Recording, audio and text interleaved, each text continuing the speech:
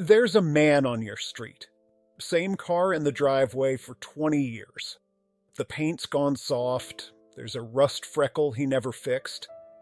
And every few months, a neighbor asks him the same question. When are you finally getting something new? He just smiles. And here's what that smile knows, and what this whole video is about. If you still drive an old car, it almost never means you can't afford better.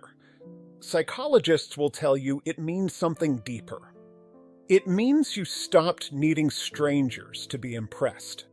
And in a world built to make you feel not enough, that quiet freedom is one of the rarest things a person can own. Let me show you the 4 things your old car is really saying about you. The first thing it says is simple. You let it become familiar. And we've been taught to be embarrassed by familiar. The world calls it outdated. But your nervous system calls it safety. There's a well-studied idea in psychology, the mere exposure effect. The more familiar something becomes, the more we love it. Not because it got better, because familiar feels safe. Not because it got better, because familiar feels safe. So slowly, that car stops being an object. You know exactly how hard to pull the door. You know the spot on the highway where the wheel hums. It learned the sound of your grandchildren in the back seat, and the silence of the drive home from the hospital. A new car has features. An old car has a history with you. We've been sold a lie that new is always better, but your brain was never built for endless new. New means learning, bracing, adjusting.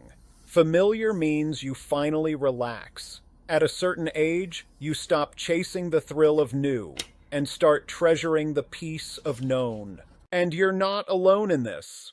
Someone wrote that their car was 25 years old and ended with 3 words, "And I love it." Another kept a 27-year-old sedan in the driveway and a 19-year-old truck in the garage. Both, they said, still running beautifully. These aren't people left behind. They're people who found something worth keeping. The second thing your old car says is that it's full. Researchers who study autobiographical memory found something tender about us. We don't store our years only in our minds. We store them in our things. We hang our lives on the objects we keep. So watch the person who finally sells an old car. The ones who tear up aren't crying over metal. They're saying goodbye to the years inside it, the version of themselves who drove it home, the people who rode in it who aren't here anymore. There are whole communities online of people who can't work up the nerve to let an old car go. They're not keeping a machine, they're keeping a witness. This is why letting go of certain old things is so hard. And it isn't weakness, and it isn't living in the past. Those things became containers for your life. Proof that you were here, that you loved people, that it all really happened. That's not clutter. That's a record. The third thing is bolder. Your old car says you quietly walked off a field almost everyone else is still running on. The status game. Somewhere along the way, cars stopped being transportation and became billboards. We don't just drive, we announce. And the research here is sobering. A major analysis by Dittmar and colleagues published in 2014 found a consistent pattern. The more a person ties their worth to material status, the lower their well-being and the higher their anxiety from comparing themselves to others.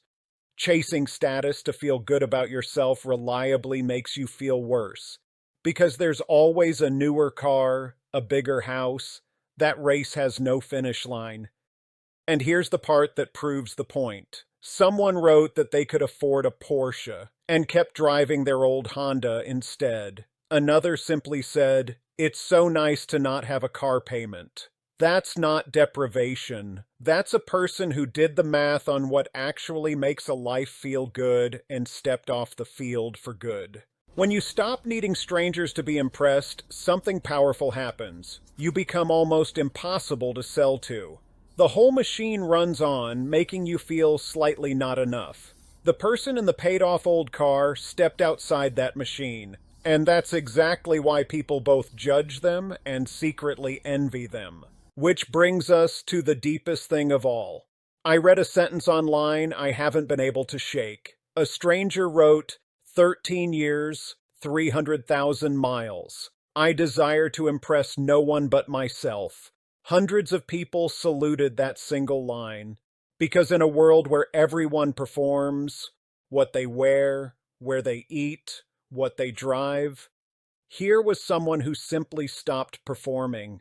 And here's the truth that took me most of my life to learn. Choosing the old, simple, paid-for thing in a world obsessed with status doesn't take less confidence. It takes more. It means becoming comfortable, disappointing the expectations of people whose opinion was never going to feed you anyway. Driving an old car quietly says one of the boldest things a person can say, I no longer need every stranger to approve of my life.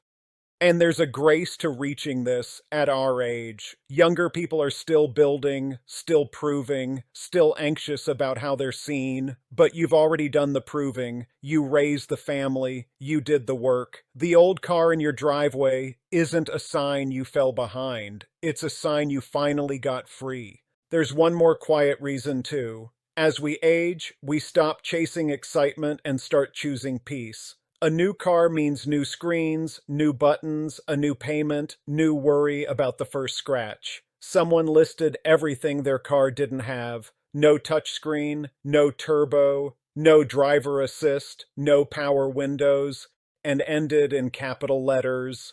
No problem. That's not a man deprived.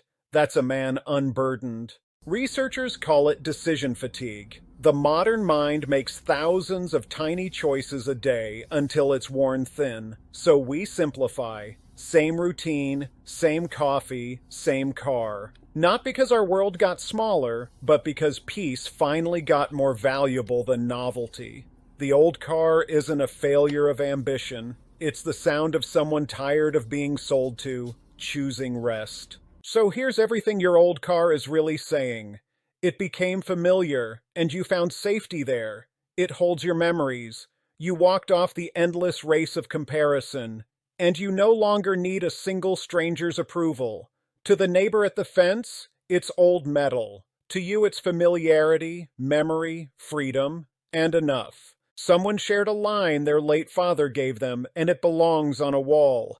Don't work for your things. Make your things work for you. A car should carry you to the people you love.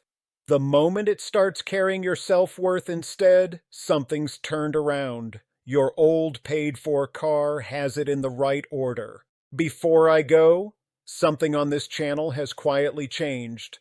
There's now a way to walk alongside this work, if it's meant something to you.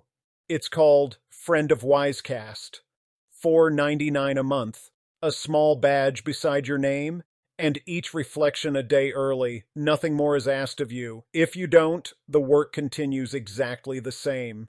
Either way, thank you for being here. Lao Tzu wrote it 25 centuries ago, and time has never proven him wrong. He who knows he has enough is rich.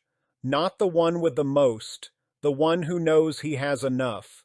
So tonight, go look at the oldest thing you own and still love. Don't ask what it's worth. Ask what it's carried you through. And if you can, say the bravest sentence there is, out loud, this is enough. Because the day you mean it, you stop searching, and you finally start being rich.